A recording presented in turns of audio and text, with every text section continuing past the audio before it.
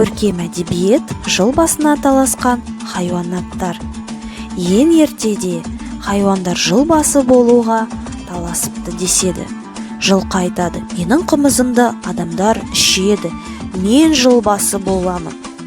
Түйе айтады: мен керуендерді алысқа апарамын, жусанды да жей беремін, шөлдемеймін, жыл басы мен боламын дейді. Сиыр айтады: адамдар менің сүтімді ішеді, ірімшік жейді, жыл басы мен боламын дейді. Қой айтады: мен болмасам кигіз үйдің сыртын немен жабады, менің жүнімді алып кигіз жасайды, жыл басы мен боламын деседі. Ит айтады: мен болмасам тіпті үйден не ұрланғанын да білмейсіңдер, ау, жыл басы мен боламын деп шығады. Тауық айтады: мен болмасам кісі ерте жұмысына бармай ұйықтап қалар еді, мен ерте тұрып таң атты деп шақырып хабар айтамын, кеш болса жатар мезгіл болды деп тағы шақырамын.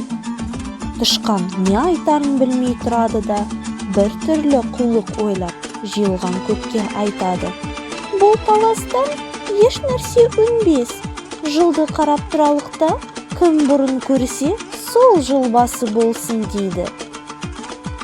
Өзгелері қарап тұрғанда түйе өзінің бойына сеніп, менен бұрын кім көреді деп тышқанның сөзін қостайды. Бәрі қарасып тұрады. Біраздан соң тышқан жорғалап түйенің өркешіне шығып отырады. Көп хайуан таласы біз көреміз деп тұрғанда, ең биікте отырған тышқанды көріп еш нәрсе демепті.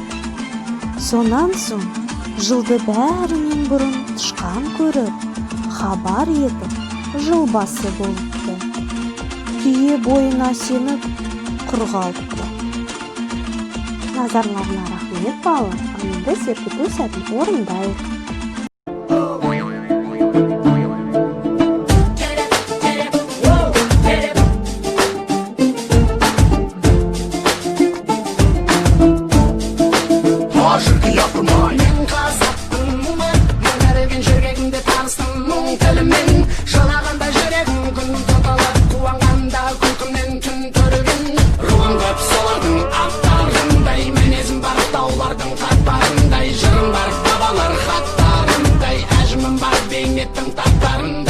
Қашан қазақ атандым мен азамдап, әлі күнге білмейсің ей адамзат есіміне береді бала жасың түбі тасты шұқыған кей азамат.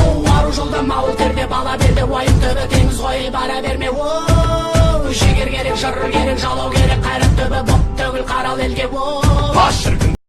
Балалар, түйе неге жыл ағасы бола алмай қалыпты?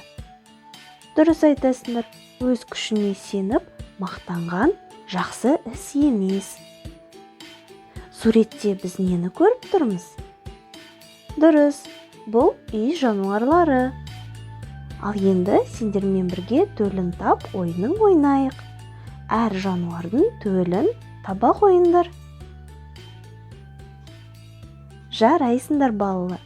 Бүгінгі сабағымыз аяқталды. Назарларына рахмет.